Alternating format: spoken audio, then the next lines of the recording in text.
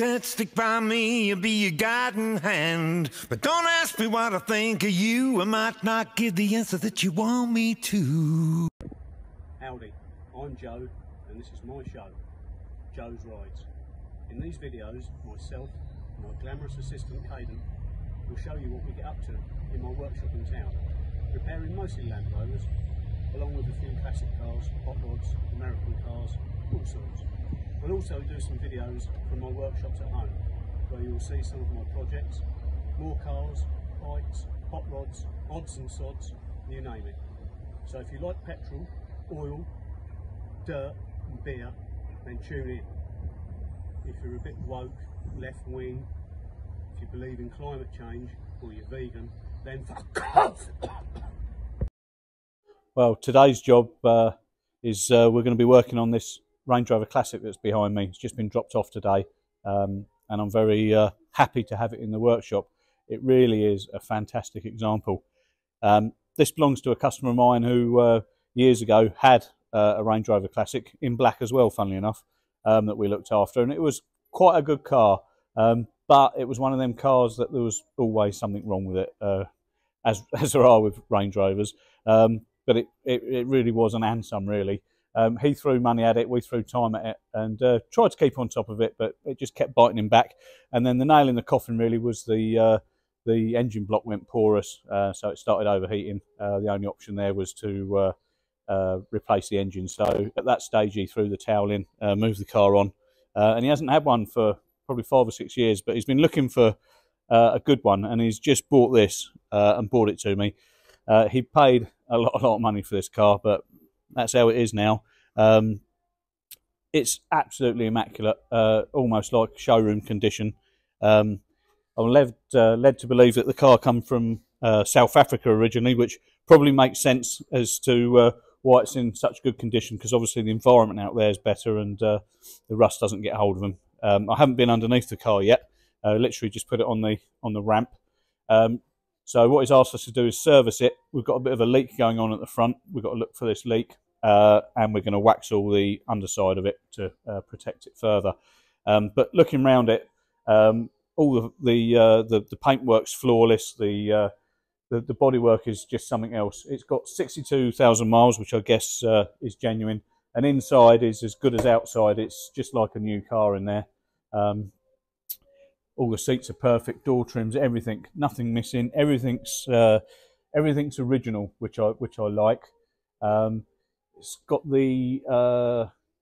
this dashboard, which interestingly was in the last few years of production, which this car is. So Land Rover then were well into production of the Discovery 1, and then the 300 series Discovery 1 used this dashboard and this switchgear and this steering wheel, etc., etc. So Land Rover banged that into the last few Range Rovers. I don't know. It doesn't look as classic as the classic Range Rover Dash, but having said that, the Range Rover Classic Dash was a bit sort of plasticky. Well, it was made of plastic, but it was a rattly, plasticky thing. If you ever took a switch out or tried to do a job on the dashboard, it never wanted to go back together, and things used to fall off and break just as you was driving along. So I quite like it. So that's effectively a Discovery dashboard which was fitted. It's fully loaded like a Range Rover should be. It's got all the toys. Everything works amazingly. Underneath the bonnet, it's got the 3.9 V8. We've got to look for this leak, but everything else looks perfectly dry. I just really can't fault it. The one and only thing which isn't original is it's got this LPG conversion, and what a shame that is, really. LPG never really took off. It's not even easy to go and find a source to fill up if your car is running LPG now, but that's by the by. It's had the tanks removed. It's not running on LPG anymore. And I'm going to speak to him maybe for another visit sometime, and maybe we're going to take all this LPG paraphernalia off. It makes the engine bay untidy. It makes it difficult to work on, makes it all a bit busy. I'm not a fan of it at all. We've got evaporators and injector banks and pipes and coolant pipes and you name it, solenoids and wires. It's just bit of a bloody mess, really. So I think he'll be up for it. We'll probably talk to him about getting all that off. Like I say, apparently the tanks have been taken out, so there's no need for any of this to be in here now. And being as original as this car is, I think that's a good move, and I think he'll agree. So for now then, yeah, we're going to crack on. We'll give it a good service, get underneath, find this leak that he's complained about, and wax oil it, and we'll come back and let you know how we're getting on. Okay, so looking underneath this Range Rover, it's certainly nicer on top than it is underneath, but it is very good underneath as well. The chassis is in good condition. Funnily enough, Range Rover Classics never really suffered too badly from chassis rot, but the rear goalpost, rear cross member, that's all solid. Corrosion-wise, there's nothing really to worry about, but yes, it will benefit from a wax oil. Its chassis bare in various places. It's had some treatment in the past, but it's all flaking off, so it all needs wire brushing off, blowing off with the airline, and some fresh wax oil putting on, which we shall do. Exhaust system looks fairly new, or certainly the rear half of it. It's got very recent shock absorbers, rear springs on it. Interestingly, it's got the rubber donut coupling on the rear of the prop shaft, again like the Discovery ones had, so that was another thing added at the last years of these. Seals all look really good condition. It's got the viscous transfer box in it. We've got a little bit of a drip off the bottom of there. We'll check the level. I mean, that doesn't look like it's hosing out. It's probably taken some time to get like that. I'm not going to be particularly worried about that. Again, front body mounts, normally a bit of a point of corrosion. It's had a tiny little patch inside there, but again, it's been quite well executed. I don't see a problem. Front floors, they all look good. Everything looks okay, but then we've got to deal with these oil leaks that this chap's mentioned. Now, we've got a fair old oil leak dripping down onto this catalytic converter here, and I'm going to say that is either one of the gearbox cooler lines, or possibly, and more likely, it looks like it might be the sump. The sump bung itself has got a bit of a drip off it. Anti-roll bar here is really wet, and I can see the sump's wet all the way around. First things first, what we'll probably try and do is just tighten the bolts on the sump.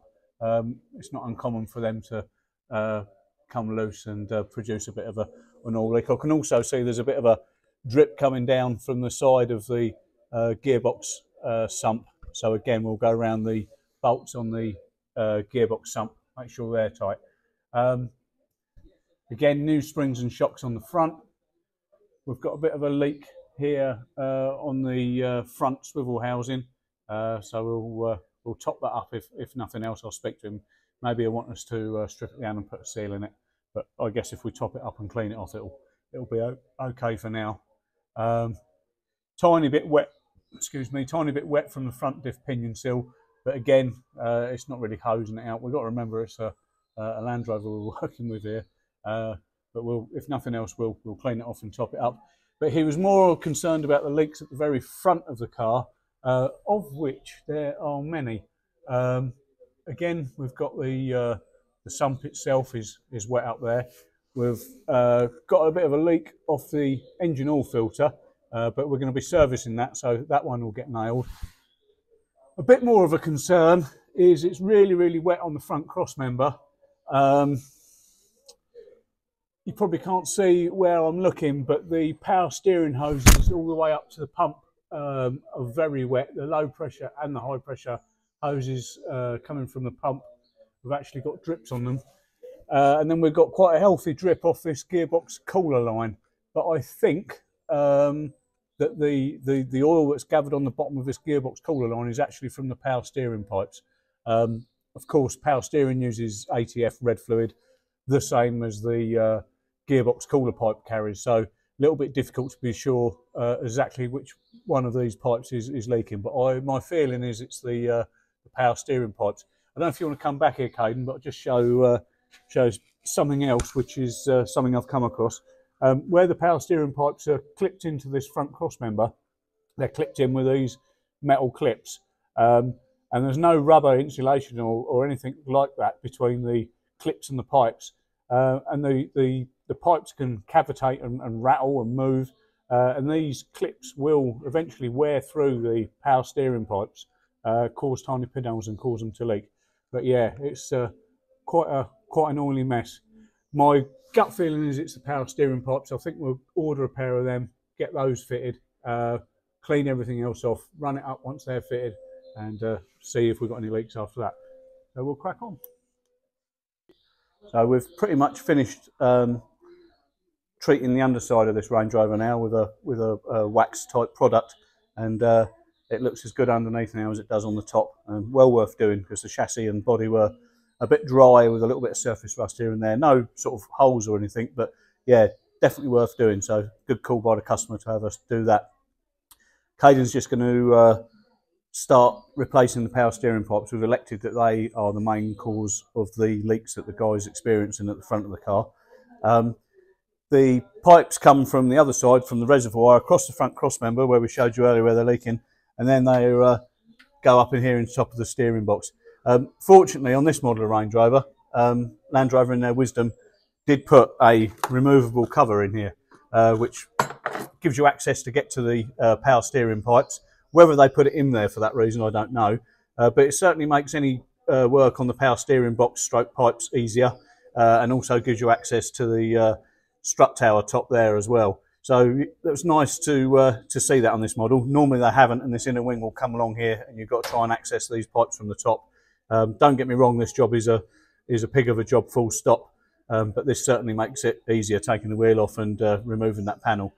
So they're off. We've taken the clips off which secure the pipes to the front cross member, and then we've got the high pressure pipe going up to the pump, which needs to come off. That's not easy to get to. And then the low pressure pipe, which will go up to the reservoir.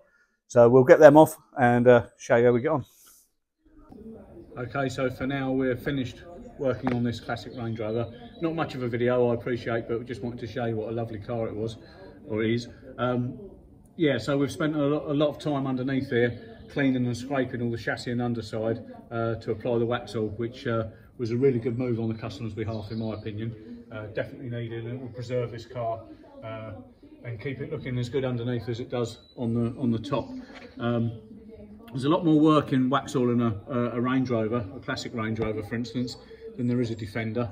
A lot of the Defender's underside, i.e. the bottom of the tub, the floors, the wheel arches, etc., are all aluminium on a Defender, so we don't bother Waxalling those. There's no point in doing that because they don't corrode as such. But a Range Rover underneath, everything, the rear body cross member, the wheel arches, the seals, the body mounts, etc., it's all steel, so it all needs cleaning, all needs scraping down, and all needs Waxalling. So it's a big, long job, but it's come out well. We've been underneath here, we've topped up his axle levels, we've topped up the viscous transfer box, the gearbox, the diffs, etc., and the leaks which he was complaining of at the front, majority of those were caused by the power steering pipe. So Caden's swapped all of the power steering pipes out. There's 3 in all, so we've swapped all 3. All of them had signs of leaking, and we've done away with these clips. These clips hold the power steering pipes to the front cross member. In this instance, they weren't causing a problem, but left to their own devices, they do. So we've kind of future-proofed that by putting these in the bin. These haven't got any insulation as such on them, so if the pipes do move at all or vibrate, then eventually this clip will wear through the pipe and make a pinhole and cause a leak. And if it's on the pressure pipe, then you have quite a serious leak. So they go in the bin. We cut some pieces of rubber hose, put those around the new pipes, and then attach the pipes to the front cross member, so the rubber will never rub the pipe away. So there we go, should be pretty much leak free. We're all serviced and Waxall underneath. Job's a good one. All right. So as I said, I've got this speedo cable here, which supposedly is going to fit into the A4LD gearbox and take place of the transducer type electric speedo drive. So Caden's just jumped in the van here. It's Sunday morning. We're going to take the dashboard out of the van and see if the end of the speedo drive cable will fit onto the back of the speedo. I'll be amazed if it does, but we don't know till we find out. So it's meant to fit on the gearbox end. I think it will. It looks like it should do, although I haven't taken the existing one out of the gearbox. And whether it fits on the back of the speedo, that remains to be seen, so we'll see shortly. Okay, so Caden's been up top, took the dashboard out, and we were very lucky in that this speedo cable I've bought fitted the back of the transit dashboard. Here on the tail shaft housing of the A4LD is our transducer type speedo drive, electrically driven. So we're going to pop that out, and I'm hoping that this mechanical drive for the speedo cable will plop right in and bolt in, and that will be a big tick, because I was wondering how I was going to get around this predicament, but it's looking like it's almost an off-the-shelf part. So we'll pull that out, stick this in, and we'll come back see if it's worked. Well, there we go. Caden's bolted it in and it looks like a direct fit. Obviously the proof in the pudding will be when we eventually take the car up the road, but for now all looks good. Tick. Okay, next thing I'm going to attempt to tackle is the throttle cable. So this is the cable that came with the Cosworth engine. I've attached it here to the throttle linkage. It then goes through this, which appears to be a throttle pot or sensor of some sort. I think that might give the signal for the kick down on the auto box. I'll come back to that. I think that's what that's gonna be. I could be wrong. Anyway, cable comes along here, and I've just removed the Ford Transit throttle cable. This is the end of it. It's got a cup on there. It clips onto a ball on the side of the throttle pedal itself, and then it's secured with this little spring steel clip which stops it popping off the ball. So needless to say, the Cosworth throttle cable is totally different. We've got a plastic cup there. We've got quite a large grommet to go through the bulkhead, so I might have to enlarge the hole in the bulkhead somewhat to take that grommet, and then we'll have to work out what we're going to do about attaching this end to the throttle cable. And I think I'll be probably using something like a washer with a slot cut into it, which I'll then weld to the side of the throttle pedal, so the inner cable will drop through the slot, and then this mushroom on the end will go into the washer and hopefully hold itself. So I'll crack on with that now and see how we go. So I've just knocked up this little bracket. I've cut the ball off the side of the Transit throttle pedal, which would have accepted the cup on the end of the original Transit throttle cable. I've made a slot in here. Idea being that the cable will find its own centre, because I'm not entirely sure when I weld this on if it's going to be absolutely dead straight in line with the cable. I'm up underneath the dash there, and I've cut a little couple of slots there with a hacksaw in the top for the inner cable to drop down into. So yeah, we'll get this welded on now, and hopefully we'll have a throttle working first time. Well, there we go. I've tacked that little bracket I've made onto the side of the throttle pedal, drop the inner cable down through the little hacksaw slot that I made in it, and I can confirm it works a treat. Gets full throttle. Might look a little crude, I suppose, but it's functional. No one's going to see it, although I've just shown it to you, and it's only taken me 20 minutes to do it. And then there's another tick. We've now got a working throttle. Well, things are coming on the bleak slowly. I'm still coming in the shed here after work of an evening, sometimes just for an hour, sometimes for half an hour or a couple of hours, and you can whittle away in here and leave and nothing looks any different. But things are starting to look good. We've got our wheels all fitted up now. We've put some rim embellishers on there. I found these rather nice Ford logoed mud flaps. I don't know what they're off, a Mark 1 Escort or something, I think, for something like that. They didn't fit the Transit at all, so there was a night just making up stainless steel brackets to hang them from, actually. Time just disappears. This side of the van's all been wet, flatted and polished. We haven't put any wax or cleaned it properly yet. I'm only doing that because it's the last thing we do when the van actually comes out the shed, I suppose. But it's given me the opportunity to now fit up this door, put the door lock in, put all the catch mechanism in, put the door handles on, in and out, door trim, new door aperture seal, new step plate, the mirrors are back on, and the surrounding trims. Same on the back. Back wheel's looking pretty smart. Brackets made for rear mud flaps. Popped in there one evening after work and we put the rear bumper on, which has been chromed. That's looking quite smart. Rear doors still need to be wet flatted and polished, so they can't be fitted back up yet. Towing electrics to do. So yeah, it's slowly but surely coming on. The other thing we need to have a little chat about is this week's magical mystery box. The mailbag was absolutely full this morning with letters of people pleading to know what was in this week's magical mystery box, but as I've said before, it can't be revealed until it's revealed. So what is in this week's magical mystery box? It is, because it's Easter, a Cadbury's cream egg. Now then, I'm sure all of you people have sampled these nice chocolatey delights around Easter. In actual fact, they come in the shops after fucking Christmas, don't they?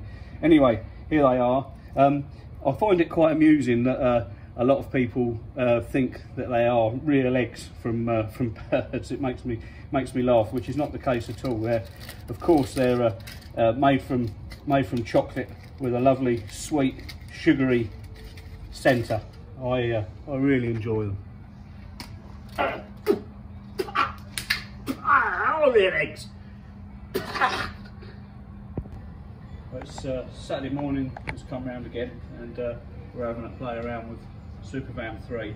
I can't lend it a lot of time this morning. I've got to go and look at a guy's old Pontiac, oh no, Oldsmobile I think it is, later on this morning. We might take a little bit of video of that as well.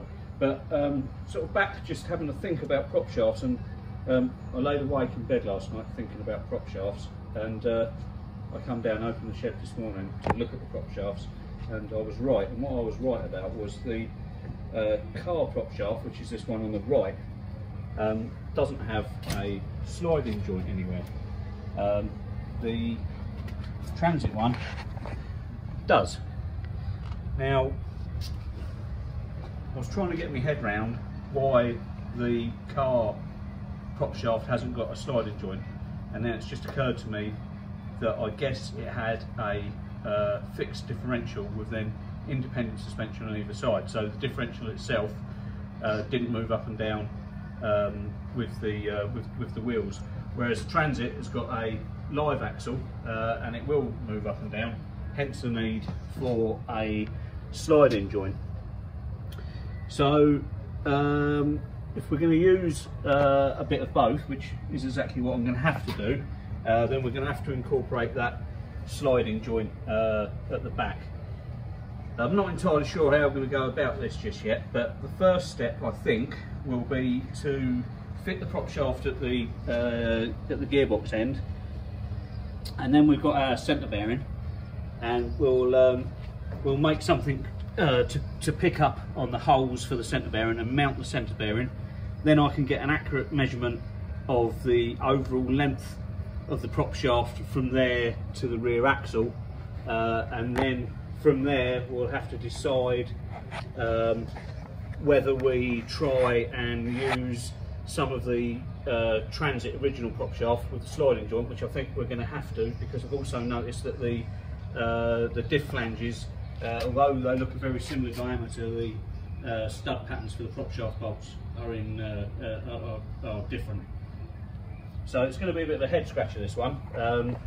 Normally, most of the cars I've built have just used the prop shaft that came with said gearbox and then just lengthened or shortened the existing prop. But this is going to throw up a whole host of fun, really, because everything is all different diameters. So yeah, going to be interesting. So I think this morning is just going to be some, apart from the mounting the centre bearing, a lot of it's just going to be maths. Alrighty, we'll see how we go. Okay, so like I said, we're not going to get this prop shaft done today, but we can make a plan. something that has worked out quite well. So I've pushed the prop shaft all the way into the tail shaft housing of the gearbox, and like I said, the next thing I want to do is find a place to mount this centre bearing, and it's landed just here on this cross member, which is quite convenient. What's not convenient is the cross member's not wide enough to bolt the centre bearing to, but it does lend itself to me welding a couple of brackets to either side of this cross member to then support the prop shaft. I'm going to have to probably weld them underneath this cross member and across to allow enough room for this central or first universal joint to rotate. Well, obviously we don't want it hitting that existing cross member there.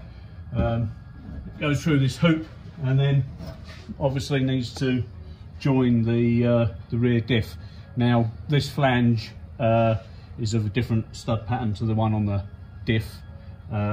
Could make an adapter or something, but I think we'll probably use a bit of the transit prop shaft, which we have to do because we're going back to the fact that we haven't got a sliding joint. So what I was trying to explain earlier is the prop shaft that would have been in the Cosworth powered car would have had a fixed diff with independent suspension either side, so the diff wouldn't move.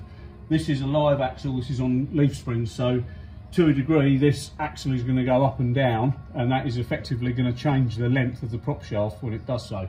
So we need to allow for that. It's not going to go up and down a lot. I don't intend putting a lot of weight in this van, sorry. But nonetheless, we do have to account for that. So we need to put a sliding joint in here. So I'm either going to chop the one out of the transit prop shaft, which is probably going to be the most likely way forward, because it will then give us the correct flange to bolt to the diff. Or the other thing I might do is on Monday have a look around the yard where my work is and look at some Land Rover prop shafts, because the diameter of this tube here looks very similar to me to that of a Land Rover, sort of like, you know, Defenders and series type Land Rovers, of which I've got loads of them, and I could perhaps incorporate a sliding joint for one of them. But anyway, I digress. First things first is we need to mount that centre bearing, and then we need to start taking some measurements, which will also allow for the prop shaft to change length, i.e. the sliding joint. So that's where we're going. So we've just knocked up this steel plate, took the prop shaft back down. Caden's just cleaned a couple of areas up there where we're going to weld it. We're going to pop the prop shaft back on in a second, put this up here, mark exactly where it wants to go, weld that on, take the prop shaft back off, put it back on, and hopefully the centre bearing will then bolt up via 2 bolts with these holes that we've drilled here. So then we can then get on about worrying about the rear end of it. Okay, we'll get it welded on.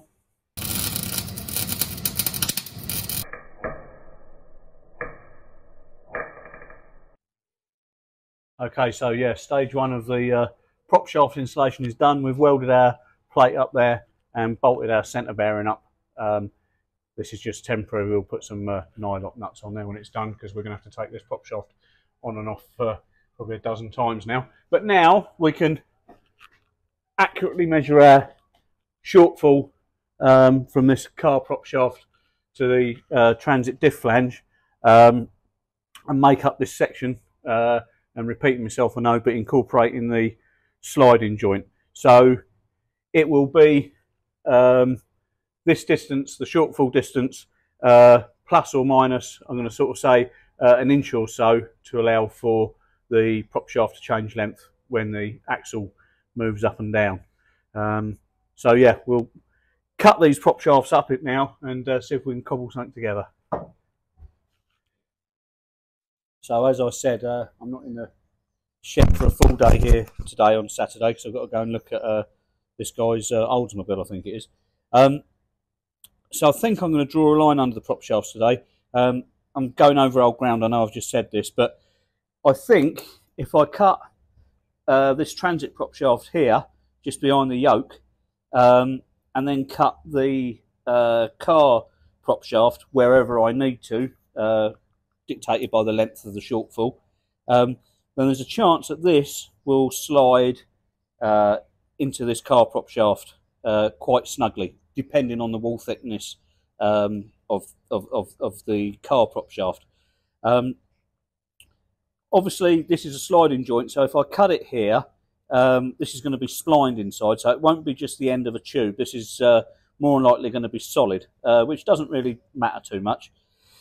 But where I'm going with this is, if I cut this off here and I cut the car prop shaft to length and slide that up, and this doesn't fit in there because of the wall thickness, of this is too thick, then really I might have just ruined a good transit prop shaft, which I could sell and recoup some money. Now, we've offered this end of the car prop shaft up to the transit pinion flange, and this is the same diameter. Unfortunately, the hole spacings are not. So another option is I can put a sliding joint into this car prop shaft and then take the pinion flange off and re-drill it to suit the hole spacings on the car prop shaft. And the third thing that comes into the equation is, I think I'm going to leave it till Monday, because I'm going to bring a Land Rover prop shaft home. All of the Land Rover prop shafts, Defender and Series 2s, 3s, etc., have a sliding joint in them, and it may be a slim chance that, again, the flange diameter might be the same or similar, could be re-drilled, and it may be that the diameter is the same as this car one. So I'm rabbiting on a little bit, but I suppose the long and short of it is I'm going to leave it for now, get a Land Rover prop shaft with a sliding joint, and see if I can do something with that before butchering this transit prop shaft and rendering it useless. I'm happy to cut it up if it all works. If it doesn't, then I've just wrecked that, which won't be worth a lot of money, but it'll get me something back. So that's what we'll do. So we'll make another video once I've got a Land Rover prop shaft laid next to these three and see if we can cobble one together. Hey you, remember, like and subscribe.